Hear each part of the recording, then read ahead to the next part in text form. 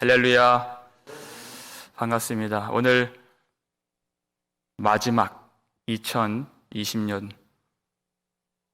금요 기도회입니다. 오늘 마지막인데 하나님께서 오늘 말씀을 통해서 복음의 은혜를 더 깨닫게 해주시고 마지막 기도회를 마지막 한 해의 마지막을 하나님께서 주시는 기도의 은혜로 풍성하게 채워 주님께 영광 돌리는 복된 은혜가 있기를 주의 이름으로 축원합니다.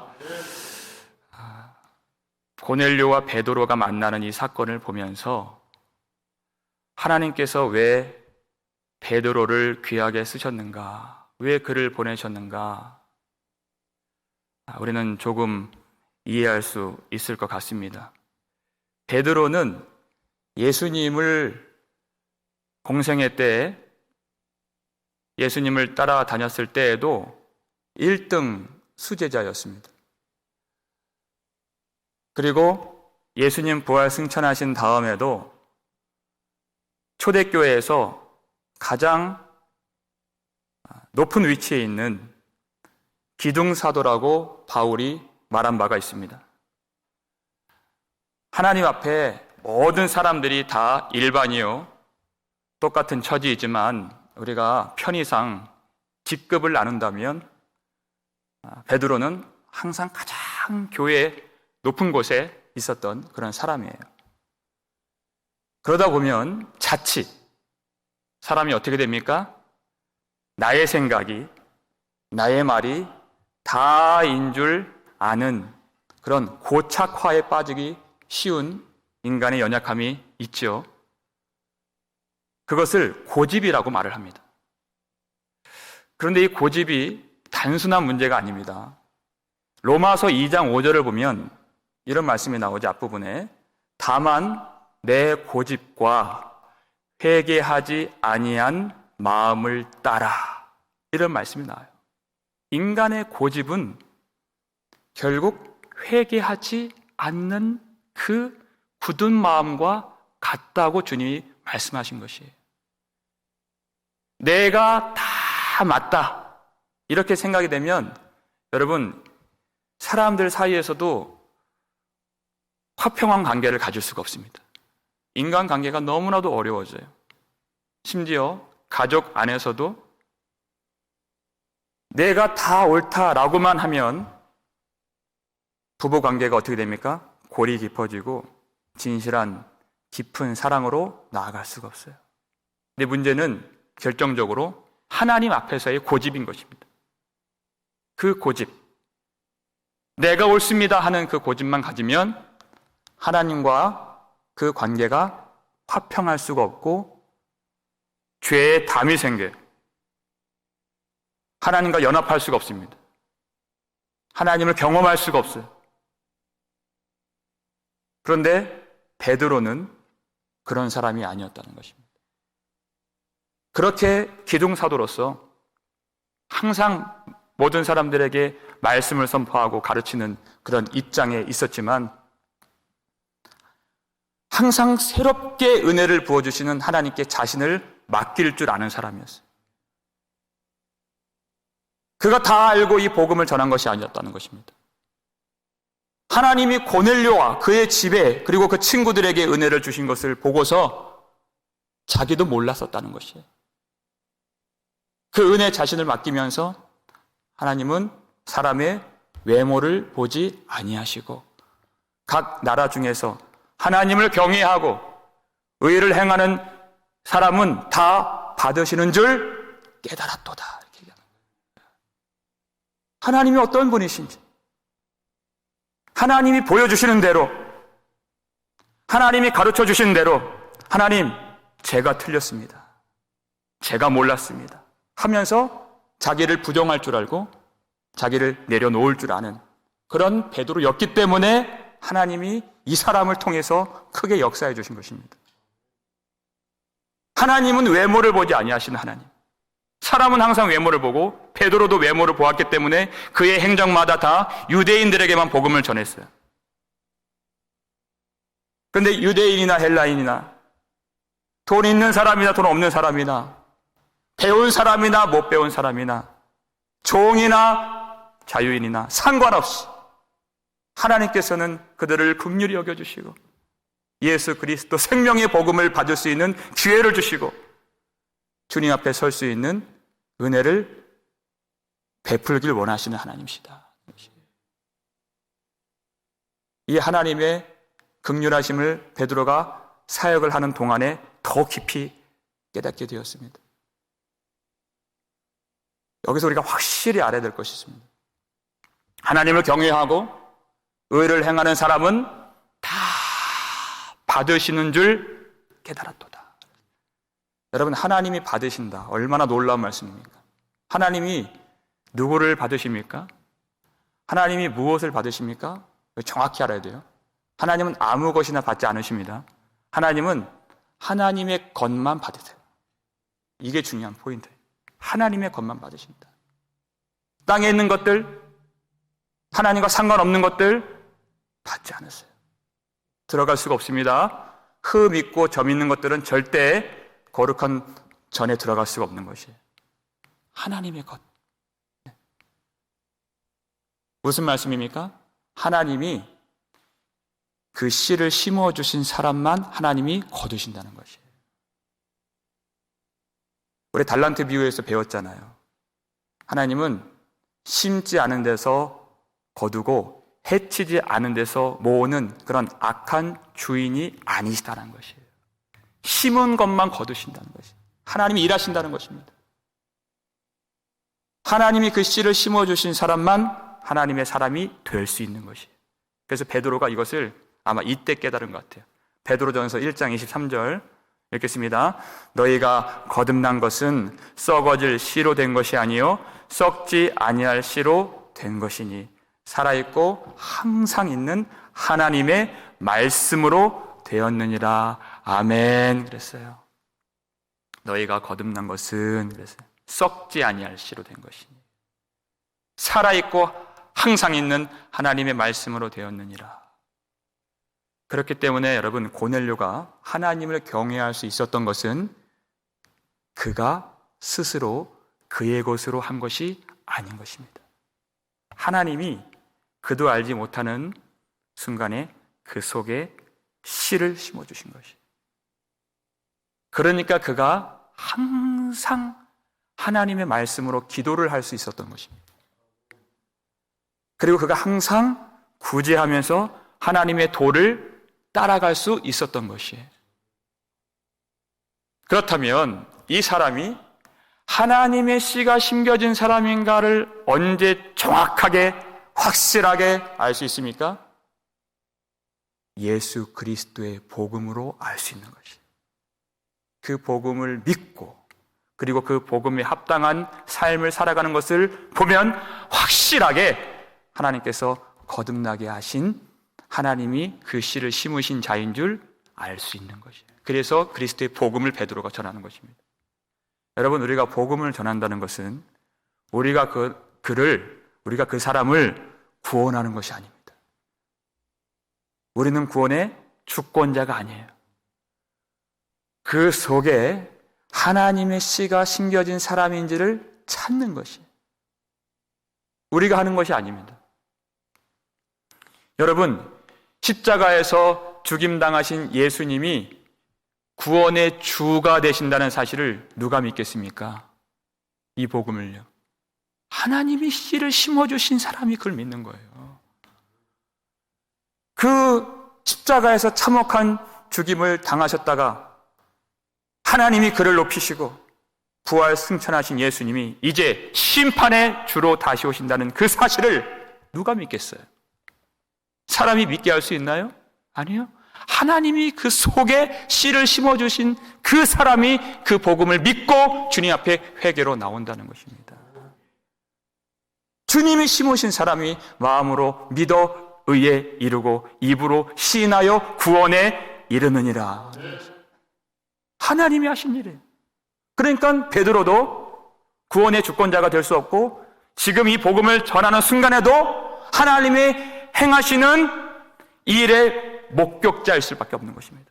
그래서 예수의 증인인 것이에요. 우리는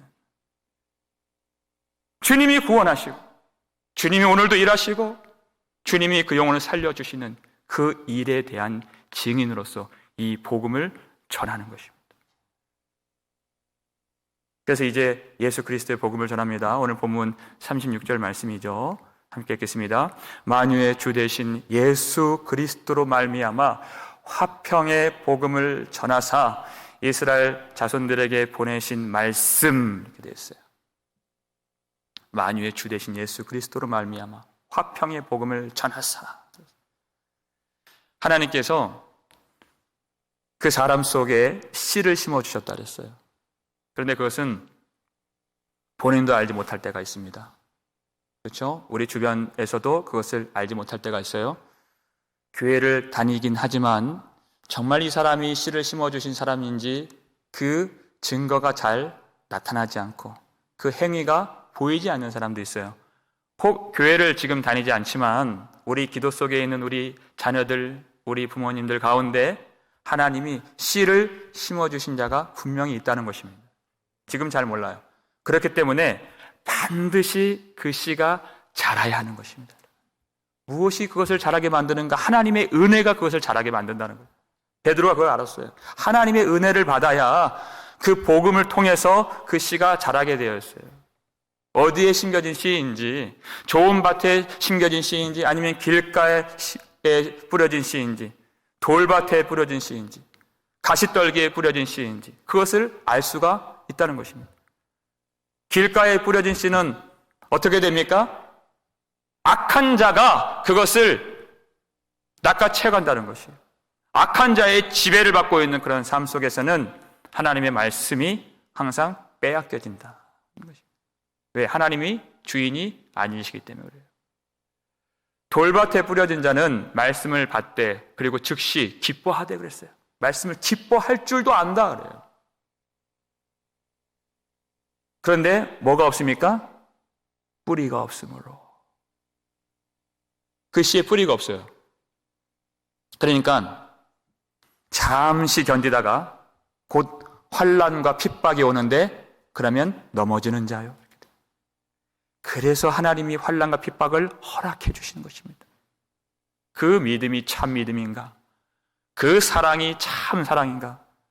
주님을 따라간다고도 하고 사랑한다고도 하고 말씀을 기뻐한다고도 하는데 환난이 오면 다 넘어진다. 어려움이 생기면 먼저 주님을 버린다는 것입니다. 가시떨기에 뿌려진 씨는 어떻게 됩니까? 그 사람도 말씀을 듣되 그래요. 그런데 세상의 염려와 재물의 욕심이 그 속에 들어가서 말씀의 기운을 막아서 결실하지 못하는 자요. 여러분, 세상을 바라보고 아무리 말씀을 들어도 그 속에서 근심만 자라지 말씀이 자라지 않습니다. 그래서 주님을 바라보는 거예요. 절대적으로. 주님을 바라보지 않고 온갖 말씀을 듣는 동안에도 재물의 욕심으로 우리 마음이 채워져 있다면 그 속에 말씀이 자라지 않고 그 기운이 막혀서 말씀이 들어갈 자리가 없다는 것입니다. 그러니까 우리가 하나님 앞에 나올 때 모든 육신적인 것들, 모든 정욕과 탐심들을 다 십자가에 못 박고 주님 앞에 나오지 아니하면, 다시 말해서 회개하지 아니하면 아무것도 얻는 것이 없다. 하나님의 말씀을 참으로 사랑하고 참으로 진실되게 회개하는 그 심령 가운데 하나님이 30배, 60배, 100배의 결실을 맺게 해주시는 것입니다. 복음의 은혜가 그를 자라게 만든다 그랬어요. 그래서 골로새서 1장 6절을 보니까 바울이 이렇게 말을 합니다. 읽겠습니다. 이 복음이 이미 너희에게 이름에 너희가 듣고 참으로 하나님의 은혜를 깨달은 날부터 너희 중에서와 같이 또한 온 천하에서도 열매를 맺어 자라는도다. 아멘. 정말 놀라운 말씀이에요. 이 복음이 이미 너희에게 이름에 그랬어요. 복음이 전달됐다 이렇게 표현하지 않고 마치 복음이 인격체인 것처럼, 복음이 다가간 것처럼 살아있는 복음으로 묘사를 한 거예요. 근데 그 말이 맞는 거예요. 참 묘한 표현이죠. 이 말씀은 살아있는 하나님의 말씀인 것입니다. 그리고 살리시는, 죽은 자를 살리시는 예수 그리스도의 복음이고 바로 주님이신 것이에요. 이 말씀이 선포될 때 이 가정에 말씀이 선포되고 우리가 자녀들에게 이 말씀을 선포하면 주님이 그 속에 들어가시는 것입니다. 복음이 이름에 됐어요. 이 하나님의 은혜를 깨달은 날부터 이들이 은혜 가운데 열매를 맺어 자라게 되는데, 사도 바울이 어디서 자란다고 했습니까?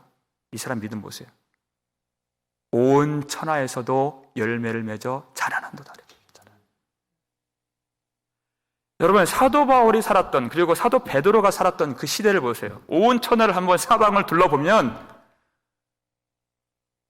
로마 황제의 그 치하 속에서 온갖 음행을 저지르고, 둘러보면 우상밖에 보이지 않는 로마의 문화 속에, 그 사치 속에, 그 향락 속에 아무것도 보이지 않을 것 같은데, 그런데 그의 믿음이 온 천하에서 그 열매를 자라게 하시는 하나님을 보았다는 것이에요.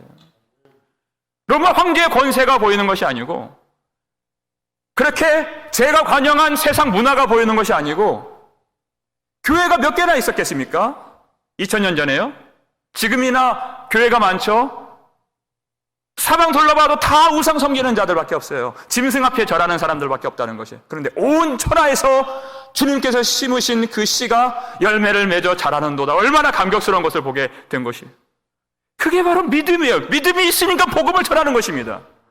그러니까 베드로가 만유의 주 예수 그리스도로 이렇게 말하는 것이에요. 만유의 주 대신 예수 그리스도의 화평의 복음이라 말하는 것입니다. 아무리 세상의 황제가 통치의 권세가 있고 영광이 있고 힘이 있고 그의 위력을 자랑하지만, 사실상 믿음의 눈으로 보면 그들은 아무것도 아니에요. 아무것도 할 수 없는 그런 존재들입니다. 우리 구주 예수 그리스도께서 만유의 주권자가 되어주시고 통치자가 되어주시고 주인이 되어주셔서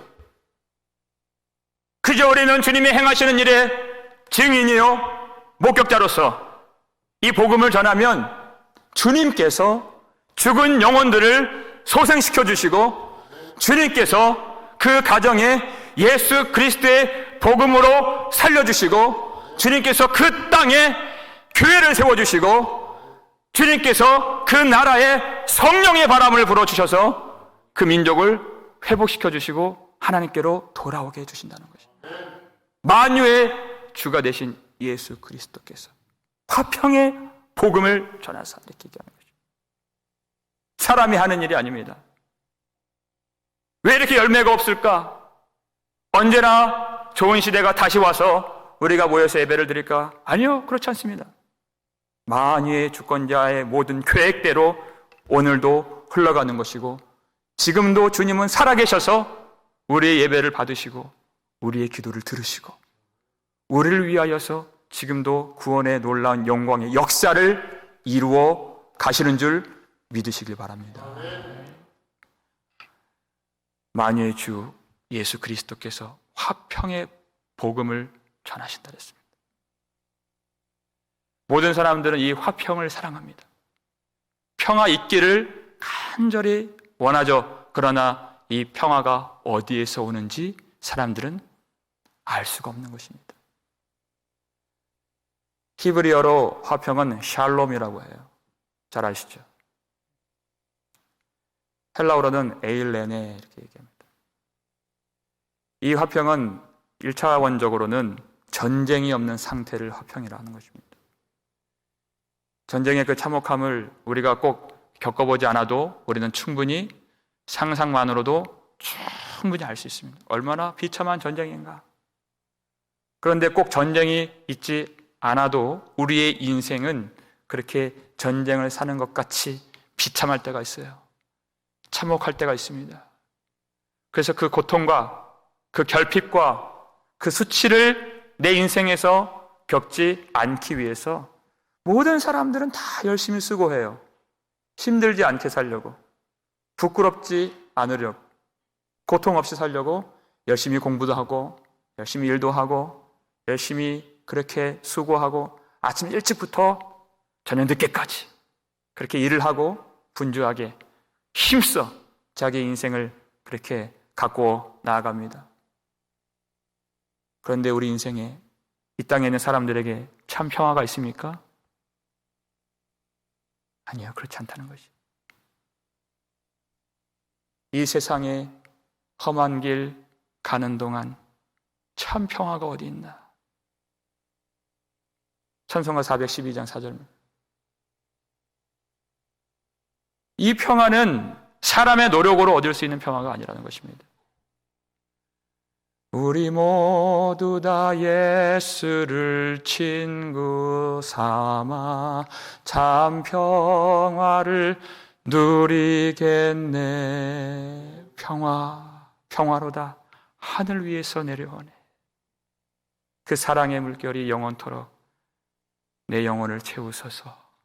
주님이 주시는 이 평화, 참된 평화는 이 땅에서 사람들이 고안하고 생각하고 상상하는 그런 수준의 평화가 아니고 하나님과의 참 평강을 누려야 우리 인생은 그런 참 평화 가운데에서 화평을 누릴 수가 있는 것입니다. 하나님과의 평강. 그래서 로마서 5장 1절을 보게 되면 그러므로 우리가 믿음으로 의롭다 하심을 받았으니 우리 주 예수 그리스도로 말미암아 하나님과 화평을 누리자. 아멘. 그랬어요. 예수 그리스도의 의로 말미암아서 주님과 모든 죄의 담이 허물어지고 주님께 갈 수 없는 우리 인생이 전에는 본질상 진노의 자녀요 허물과 죄로 죽었던 우리였기 때문에 우리가 하는 모든 수고와 인간이 고안하는 모든 지혜가 다 하나님을 대적하는 것들이었습니다. 세상 풍조를 따르면서, 세상 즐거움을 따르면서 세상에 있는 안전을 구하고자 했던 모든 죄에 속했던 죄의 종노릇했던 그런 인생들이었어요. 그런데 예수 그리스도께서 우리를 그 죄에서 자유케 해주시고 모든 죽음의 사슬, 사망 권세를 예수 그리스도의 십자가의 보혈로 깨뜨려 주셔서 우리로 풀어 살게 해주심으로 하나님을 알고 하나님께 나아가서 생명 대신 하나님을 섬기며 사랑할 수 있도록 주님이 십자가에서 죽으신 것입니다. 여러분, 아담에게 전쟁이 있었습니까? 아담에게 가난이 있었습니까? 아담에게 어떤 결핍이 있었습니까? 아담이 우리처럼 질병이 있었습니까? 아담이 무엇이 부족했습니까? 그는 모든 것을 다 누렸습니다. 그는 외로움도 없었습니다. 하나님이 그의 갈비뼈 하나를 취해서 내 뼈 중에 뼈요 살 중에 살이로다 하는 그 사랑하는 아내까지도 허락해 주셨어요. 부족함 없이 그 낙원에 있는 모든 것들을 하나님이 다 왕처럼 다스릴 수 있는 복과 권세를 주셨어요. 각종 나무의 실과를 다 먹으라고 하는 하나님이 풍성한 은혜를 주시고 모든 것을 허락해 주셨습니다. 부족함 없는 그 아담. 그런데 뱀이 나타나서 뱀의 말을 들어보니 그의 인생이 무언가 부족함이 느껴진 것이, 만족함이 없어지게 된 것입니다. 그 뱀의 말을 듣고 뱀의 말을 취하게 되었어요. 그것은 하나님의 말씀을 버린 것입니다.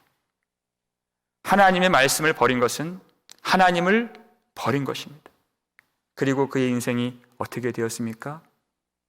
그의 인생만이 아닙니다. 그의 가족들은 어떻게 되었습니까? 그의 가족만이 아니에요. 그 밑으로 나오는 모든 인류가 어떻게 되었습니까? 그 낙원에서 그가 쫓겨나게 되었어요. 하나님을 버린 모든 것이 부족함 없었던 그 인생 가운데서 하나님 한 분이 그 속에서 그가 하나님을 제거하고 말씀을 제거하니 낙원에서 쫓겨나게 되고 그 사랑했던 내 살 중에 살이요 내 뼈 중에 뼈요 살 중에 살이로다 했던 그 아내까지도 원망하고 미움이 생겨요. 그리고 그가 낳았던 두 아들 중에 하나가 그 다른 하나를 죽이는 최초의 살인사건이 그 가정에서 일어나게 됩니다. 평화가 없어요. 얼마나 허망한 인생이 되었습니까? 모든 누렸던 것들을 다 빼앗기게 된 것은 하나님을 버렸기 때문이에요. 여러분, 우리가 그렇기 때문에 죄를 절대 간과해서는 안 되는 것입니다. 가볍게 여겨서는 안 되는 것이에요. 하나님의 말씀을 버리는 것을 절대 우리는 이것을 가볍게 치부해서는 안 되는 것입니다. 하나님의 말씀의 지배를 받아야 하는 성도들이 죄의 지배를 받고 사는 것이 얼마나 비참한 인생인 것인가를 우리는 반드시 알아야 돼요. 레위기 26장 16절을 보세요. 그러면 네 가지가 나옵니다. 어떠한 하나님의 말씀을 버리고 죄의 지배를 받는 사람들이 어떻게 되는가, 어떠한 비참함에 빠지고 화평을 잃게 되는가, 네 가지예요. 함께 읽겠습니다. 내가 너희를 치리니 너희가 너희의 대적에게 패할 것이요 너희를 미워하는 자가 너희를 다스릴 것이며 너희는 쫓는 자가 없어도 도망하리라 그랬어요. 첫 번째 뭐예요? 내가 너희를 치리니 그랬어요. 하나님이 그들을 치신다는 것입니다. 여러분, 이것처럼 비참한 인생이 어디 있습니까? 어떤 다른 대적이 아니에요. 어떤 나라가 침공한 전쟁이 아닙니다. 하나님이 그의 대적이 되어주신다는 것이. 이것처럼 무서운 말씀이 어디 있습니까? 내가 너희를 치리니. 아무도 하나님이 우리를 치시면 감당할 수가 없는 것입니다. 요한계시록 2장 16절 보니까 너희가 만약 회개하지 아니하면 내가 속히 가서 내 입에서 나오는 검으로 너희를 치리라 주님 말씀하셨어요. 그렇게 회개하지 않는, 그리고 죄의 지배를 받는 것이 얼마나 무서운 일이고 회개하는 것이 얼마나 큰 복인가. 두 번째, 어떤 말씀입니까? 너희의 대적에게 패할 것이라고 했어요. 대적을 만나면 누구라도 힘이 강하든 강하지 않든 수가 많든 적든 그 대적에게 패하게끔 되어 있습니다. 그렇게 영광스러운 그 시온 땅, 아름다운 예루살렘 성전이 어떻게 되었습니까? 하나님이 복을 지어서 세우신 그 성전마저도 무너지게 되고 불타버리게 되고 성전에서 이스라엘의 아들들이 칼로 죽임을 당하고 이스라엘의 딸들이 아이 된 여자까지도 배가 갈라져서 죽임을 당하는 비참한 일이 벌어지게 되었다는 것이에요. 또 어떤 일이 있습니까? 세 번째, 너희를 미워하는 자가 너희를 다스릴 것이며 그랬어요. 주님이 우리를 다스리시면, 주님이 우리의 주가 되시고 왕이 되시면 주님이 우리를 너무나도 사랑하십니다. 하늘의 은혜로, 하늘의 신령한 복으로 우리를 날마다 채워주시고 우리를 물 가운데서도 지켜주시고 불 가운데 지날 때에도 우리와 함께 해주시는 주님이세요. 그런데 우리가 죄의 지배를 받으면 너희를 미워하는 사탄의 권세, 사망의 권세가 너희를 다스린다는 거죠. 그 지배를 받아서 우리가 살아가는 내내 죄의 종로로 타는 것이에요. 불의의 병기가 된다는 것입니다. 그 목에 사망의 줄로 올가매져서 그저 사탄에게 종로로 타는, 그래서 죽음을 두려워해서 하나님 앞에 다시는 나오지 못하도록, 하나님의 사랑을 느끼지 못하도록, 하나님을 경험하지 못하고 섬기지 못하도록 너희를 미워하는 자가 너희를 다스릴 것이며 그랬어요. 마지막 네 번째가 무엇입니까? 너희는 쫓는 자가 없어도 도망하리라. 얼마나 허망합니까? 위협하는 사람도 없고 쫓아오는 사람도 없습니다.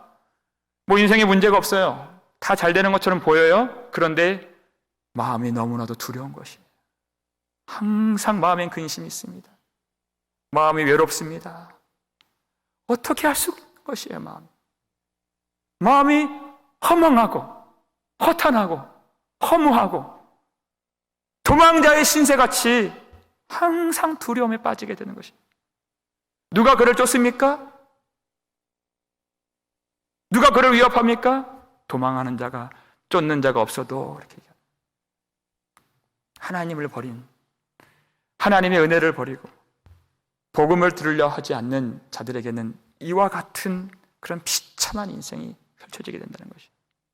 세상의 사람들이, 권세자들이, 땅에 있는 왕들이, 이 땅에서 잘 나가는 그런 사람들이 얼마나 그 인생이 허무합니까? 그의 죽는 순간을 보세요. 고통 없이, 문제 없이, 가난 없이, 혹 질병 없이 살았다 할지라도 그 마지막은 정말 비참해서 볼 수가 없는 것입니다.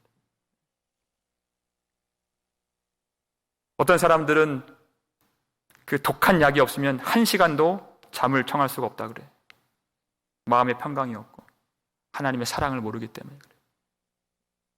그러니까 주님의 사랑을 알지 못하는 사람들은 항상 술을 찾고 약을 찾고 오락을 찾고 쾌락을 찾고 세상을 찾는 것입니다. 그러면서도 두려워하고 근심하고 허망하고 허탄해하는 그런 인생으로 살지 않도록 하시기 위해서 주님이 우리 인생의 평강이 무엇인지 아시기 때문에 하나님만이 그 정답을 아세요. 하나님만이 길을 아세요. 그래서 하신 일이 무엇입니까? 하나님이 세상을 이처럼 사랑하사 독생자를 주셨으니 그 사랑을 받을 자격이 없는 우리에게 예수 그리스도를 주심으로 만유의 주 예수 그리스도, 평강의 복음 되시는 예수 그리스도로 말미암아 하나님과 더불어 화평을 누릴 수 있도록 주님을 우리에게 주신 것이에요. 그래서 그 주님을 통해서 주님께서 십자가에서 죽으신 그 보혈을 믿고 의지하는 모든 자들이 주님의 의를 전가받아서 하나님이 우리를 보실 때 사실상 죄가 너무나도 많이 있지만 칭의의 은혜를 주셔서 의롭다 칭해 주시는 은혜를 받아서 우리가 하나님의 그 극진한 사랑받는 아들같이 여김을 받고 하나님 앞에 나와 하나님을 기뻐하고 즐거워하며 사랑하며 섬길 수 있는 그 놀라운 생명의 복을 예수 그리스도 안에 있는 모든 자들에게 내려 주셨다는 것이에요. 그래서 주님을 이 땅에 보내신 그 날이 얼마나 귀한가. 우리가 맛있는 거 먹고 좋은 거 사고 잔치를 벌이고 파티를 벌이는 그런 날이 아닙니다. 누가복음 2장 14절 우리가 이 날을 기뻐하면서 선포하는 말씀 함께 읽겠습니다. 지극히 높은 곳에서는 하나님께 영광이요 땅에서는 하나님이 기뻐하신 사람들 중에 평화로다 하니라. 아멘. 우리에게 참 평강을 주시기 위해서 이 땅에 보내신 예수 그리스도, 주님만이 우리의 화평이시고 주님만이 우리의 생명이시고 주님만이 우리가 가야 할 하나님 앞으로 인도해 주시는 영원한 생명의 길이 되어 주신다는 것입니다. 이 복음을 믿는 모든 자들, 이 복음을 내가 부끄러워하지 아니하노니, 바울이 그랬잖아요. 이 복음만이 자랑스럽다는 것입니다. 이 복음은 모든 믿는 자들에게 구원을 주시는 하나님의 능력이 됩니다. 그런데 그 로마서 1장 16절 후반절을 보면 먼저는 유대인에게요 그리고 헬라인에게로다 이렇게 얘기를 했죠. 지금 베드로가 말하고 있는 것이 그것입니다. 유대인만을 위한 복음이 아닙니다. 이것을 깨달았다는 것입니다. 이 놀라운 화평의 복음을 우리가 잘 알고 익숙한 할례받은 이 유대인들에게만 주신 것이 아니요 하나님의 구원의 뜻에 의해서 유대인들에게 먼저 가셨지만 그리고 헬라인들에게 그리고 각 나라와 족속과 백성과 방언의 모든 하나님이 택하신 백성들에게 참 하나님의 평강을 주시기 위해서 예수님이 이 땅에 오셨습니다. 그 얘기를 하고 있는 것입니다. 그 영원하신 하나님 말씀이신 예수님께서 화평의 복음이 되신 주님께서 모든 믿는 자들에게 구원을 주시기 위해서 이 땅에 오셨는데, 주님께서 걸어가신 그 행적을 우리가 37절에서 확인할 수 있습니다. 37절 읽겠습니다. 곧 요한이 그 세례를 반포한 후에 갈릴리에서 시작하여 온 유대에 두루 전파된 그것을 너희도 알거니와. 고넬료와 그 집의 사람들이 그것을 안다 그랬어요. 무엇을 아느냐면 요한이 그 세례를 반포한 후에 그랬어요. 그 세례를 선포했을 때 예수님께서 그 세례를 받으셨잖아요. 이때 광야에서 세례 요한이 무엇을 선포했습니까? 회개하라, 천국이 가까이 왔느니라. 이 복음 한 가지만 선포했습니다. 다른 여러 가지 말하지 않았어요. 회개하라, 하나님의 나라가 가까이 왔느니라. 그랬더니 놀랍게도 온 유대와 요단강 사방에서 사람들이 나와서 자기의 죄를 자복하고 세례를 받았더라. 그 말씀이 나와요. 와, 이런 말씀에도 사람들이 나와서 자복하는구나. 왜요? 하나님이 하시기 때문에 그렇게 되는 것이에요. 하나님의 구원의 주권자요 만유의 주가 되시잖아요. 여러분, 누가 회개할 수 있습니까? 모든 사람들이 다 회개를 해야 해요. 왜요? 죄가 있기 때문에. 그런데 모든 사람들이 다 회개하지 않아요. 왜요? 죄를 모르기 때문에 그러는 것이에요. 자기 죄를 자복하고 그랬어요. 자기 죄에 있는 것을 깨달을 수 있는 자가, 깨닫는 자가 회개할 수 있는 것입니다. 그래 너무나도 충격적인 사건이 요한의 눈앞에 펼쳐지게 되는 것이에요. 갈릴리에 계셨던 예수님이 요한 앞에 나타나게 된 것입니다. 그리고 예수님께서 세례를 받으시겠다는 것이에요. 요한이 이해를 할 수 없었어요. 요한이 예수님을 깨닫고 내가 당신에게 세례를 받아야 할 터인데 어찌 당신이 내게로 오시나이까? 그랬더니 예수님께서 아니다. 이 일을 허락하라. 허락해달라. 허락해달라는 그 말씀이 마태복음 3장 15절입니다. 읽겠습니다. 예수께서 대답하여 이르시되 이제 허락하라. 우리가 이와 같이 하여 모든 의를 이루는 것이 합당하니라 하시니 이에 요한이 허락하는지라 했어요. 여러분, 사람들은 죄가 있지만 이 회개의 세례를 받으려 하지 않았습니다. 받은 사람이 있지만 많은 사람이 받지 않았어요. 그런데 예수님은 그 회개의 세례를 받기를 원하셨고 이것을 받도록 허락해달라는 거예요.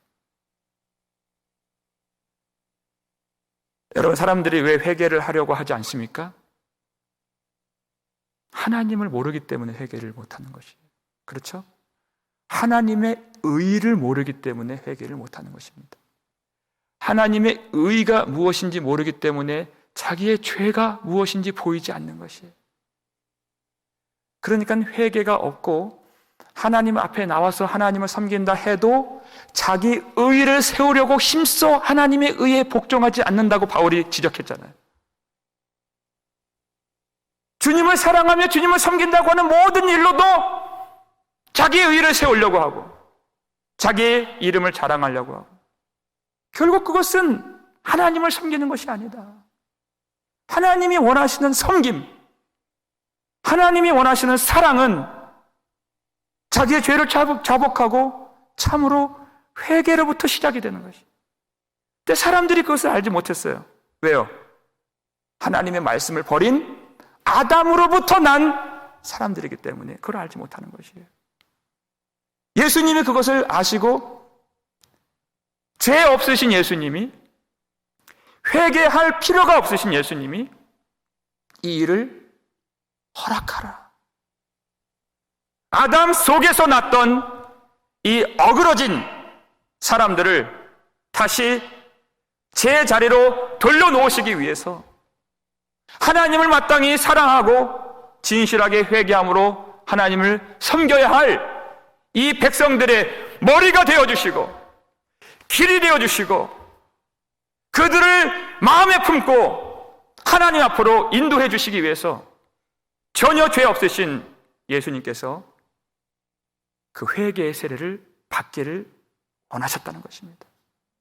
사람들은 회개 말씀을 들으면, 많은 교회를 다니는 사람들도 기분이 언짢아 하고 얼굴을 인상을 찌푸리고 하나님의 은혜를 도무지 경험하지 못하는 그런 사람들이 많이 있어요. 무엇이 하나님의 은혜인지, 복음으로 그 은혜를 깨닫는 날부터 자라게 하시는 그 은혜가 무엇인지, 자기 마음속에 받고 싶은 은혜를 그리고 육신의 생각 속에 그 은혜를 상상하고 품고 사는 사람들은 주님이 주시는 그 생명의 은혜를 알지 못하는 것입니다. 자기를 다 비워내고 육신의 정욕과 탐심들을 다 십자가에 못 박고 진실하게 하나님 앞에 서야 우리는 그 은혜를 경험하고 받을 수가 있는 것입니다. 그 일이 예수 그리스도께서 우리를 대신하여서 우리 앞서서 세례를 받으셨기 때문에 이루어진 일인 것입니다. 예수님이 세례를 받으시고 물속에 잠기셨을 때 그것은 예수님의 죽음을 의미하는 것입니다. 그저 물속에 들어가시는 이 세례를 그냥 퍼포먼스만 하시는 것이 아니라 앞으로 장차 세상 죄를 다 지고 가시는 어린 양께서 십자가에서 죽으실 것을 미리 내다보는 그런 세례였다는 것입니다. 그리고 예수님이 물 위로 올라오시는 것은 예수님의 부활을 의미하는 것입니다. 예수님이 물 위에 올라오실 때 하늘이 열리고 성령이 비둘기같이 내려옴을 보셨다 그랬어요. 예수님께서 십자가에서 죽으시고 부활하심으로 열어주신 그 생명의 길을 우리가 갈 수 있도록, 우리가 주님을 의지하고 주님을 따라가는 모든 순간마다 주님의 길을 걸어갈 때 주님께서 십자가와 부활로 열어주신 하늘의 열린 문을 통과하여 하나님께 나아갈 수 있도록 주님이 이 땅에서 그리 행해 주신 것입니다. 우리가 주님을 믿고 따라간다는 말은 주님처럼, 주님이 행하셨던 것처럼 먼저 하나님 앞에 회개하는 자가 된다는 것을 의미하는 것입니다. 자기를 부인하고 죄가 없으셨지만 자기를 부인하시고 십자가를 지셨던 예수님을 따라가는 것은 죄 있는 우리에게는 마땅히 나의 모든 정욕과 탐심을 다 내어버리고 하나님 앞에서 내가 다 해체가 되고 내가 지워지고 내가 부정되고 내가 복음으로 온전히 깨뜨려져야 죽어야 사는 영생의 복음의 은혜를 누릴 수 있는 것입니다. 우리 주님 앞에서 우리 주님께서 가신 그 길은 우리가 죽어야 사는 그 생명의 진리를 몸소 보여주신 말씀의 생애이셨습니다. 우리는 그 길을 걷는 거예요. 그 예수님을 따라가는 길이 말씀의 길인 것입니다. 우리에게 생명을 주시기 위해서 세례를 받으시고 십자가에서 죽으신 예수 그리스도, 그 주님을 사랑하면 나 부인하는 것, 주님 앞에 회개하는 것, 그리고 환난받고 연단받고 고난받는 것, 그건 전혀 문제가 되는 것이 아닙니다. 왜냐하면 주님의 영광을 보았기 때문에, 그 기쁨을 알기 때문에 우리는 날마다 기쁨으로 주님의 길을 따라가면서 그렇게 회개하는 마음으로 주님을 섬길 수가 있게 되는 것이에요.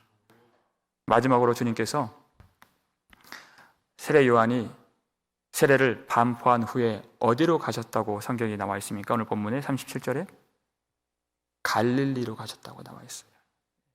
베드로가 왜 이 말을 했는가? 왜 예수님께서 갈릴리로 가셨다고 하는 그 말을 굳이 이 속에 집어 넣었는가 하는 것이. 왜 예수님께서 사람들이 많고 성전이 있어 유명하고 큰 도시인 예루살렘으로 가지 않으시고 왜 그 변방, 저 멀리 떨어져 있는 갈릴리로 가셨는가? 그 이름이 없는, 그리고 빛이 없는 갈릴리. 여러분, 갈릴리라고 하는 땅은 역사적으로 참 슬픔이 가득한 그런 역사를 가진 땅입니다. 아수르가 사마리아를 침공했을 때 갈릴리 지역에 있는 사람들까지도 다 사로잡아 갔어요. 그리고 모진 고통을 그때 받게 되었습니다. 그리고 그 아수르 사람들이 갈릴리에 있는 여자들을 유린해서 갈릴리에 있는 여자들이 대본 그 이방인의 씨를 품게 된 것이에요. 그래서 마태복음 4장 15절 보면 갈릴리를 그냥 부르지 않습니다. 뭐라고 예수님이 부르시죠? 이방의 갈릴리요, 이렇게 얘기하십니다. 갈릴리는 이방의 갈릴리인 것이에요. 그런데 베드로가 주님이 고넬료를 사랑하시고 그의 경건함과 의를 받으시고 그에게 씨를 심어주신 하나님이 그를 거두시는 것을 보고서 베드로가 자신을 이방의 갈릴리에서 태어난 자신을 사랑하신 그 예수님이 이 이방인들을 얼마나 사랑하시는 것까지 그가 깨닫게 된 것이에요. 그는 갈릴리 어부 출신이고 학문 없는 범인이요, 이름 없이 빚도 없이 살아갔던 그런 평범한 사람인 것입니다. 이 슬픔 많은 땅, 이 고통이 가득한 땅, 이 수치가 가득한 땅에 예수님이 오셔서 그들을 고통에서 건져주시고 슬픔에서 그 슬픔을 영광으로 바꿔주시고 그 모든 사망 권세를 몰아내 주셔서 그 어둠의 땅을 하나님의 빛으로 밝히 비춰주시는 하나님의 구원의 은혜가 그 갈릴리를 비추셨던 그 구원의 빛이 이제 모든 각 나라에서 하나님을 경외하고 하나님을 섬기고 의를 행하는 모든 백성에게 비추게 된다는 것을 그가 정확하게 깨닫게 된 것입니다. 그 어둠의 땅에 빛을 비추시는, 그래서 마태복음 4장 15절 16절에 예수님께서 이사야의 말씀을 인용해서 이방의 갈릴리여 이렇게 말씀하시는데, 그 원래 이사야의 말씀 9장 1절 2절 말씀, 우리 마지막으로 이 말씀 우리 함께 힘있게 읽고 마치겠습니다. 전에 고통받던 자들에게는 흑암이 없으리로다. 옛적에는 여호와께서 스불론 땅과 납달리 땅이 멸시를 당하게 하셨더니 후에는 해변길과 요단 저쪽 이방의 갈릴리를 영화롭게 하셨느니라. 흑암에 행하던 백성이 큰 빛을 보고 사망의 그늘진 땅에 거주하던 자에게는 빛이도다. 아멘. 왜 주님께서 세례를 받으신 후에 그 이름 없는, 그리고 빛이 없는 슬픔 많은 갈릴리로 행하셨는가? 그곳에 고통하는 자를 주님이 보셨기 때문에 그곳에 들어가셨다는 것입니다. 어둠이 없어, 어둠 가운데 빛이 없어, 흑암의 권세 가운데 짓눌려 있는 자들에게 생명의 빛을 주시고 구원의 빛을 주시고 하나님의 영광의 빛을 비춰주시기 위해서 그 땅에 들어가셨다는 것이에요. 예루살렘 사람들에게는 멸시를 받고 수치를 당하던 그 조롱받던 갈릴리 사람들을 예수님이 존귀하게 여겨주시고 사망의 그늘에 앉아서 살 소망이 끊어진 위로받지 못한 이 갈릴리 사람들을 하나님의 생명의 복음과 화평의 복음으로 하나님께 연결되어 하나님과 더불어 화평을 누릴 수 있도록 모든 사망 권세, 죽음 권세를 물리쳐 주시는 예수님께서 그 땅에 들어가셨다는 것입니다. 이 예수님께서 이 말씀을 듣는 우리 모든 성도들의 가정에 들어와 주시고 여전히 고통이 있고 슬픔이 있고 위로받지 못하고 힘겨운 인생을 살아가는 우리 모든 심령들 속에 수치받고 어둠이 장악하고 있는 우리 마음들 속에 주님이 오늘 임해 주셔서 모든 고통과 슬픔과 죽음의 권세와 사망에 그늘진 모든 권세들을 다 내어 쫓아주시는 은혜가 있기를 주의 이름으로 축원합니다. 화평의 복음의 주인 되시는 예수님께서 우리 가운데 말씀을 전해주시고 예수의 사랑 안에서 이 말씀을 듣는 모든 자들 마음속에 세상의 염려와 재물의 욕심과 세상에 품고 있는 모든 것들을 다 버릴 수 있는, 다 밀어내 주시고 주님이 우리 가운데 만유의 주로서 임재해 주시는 놀라운 은혜를 우리가 경험함으로써 주님의 길을 따라서 열린 하늘문으로 나아가 하나님을 사랑하며 섬기며 하나님을 경험할 수 있는 이 밤 되시기를 주의 이름으로 축원합니다.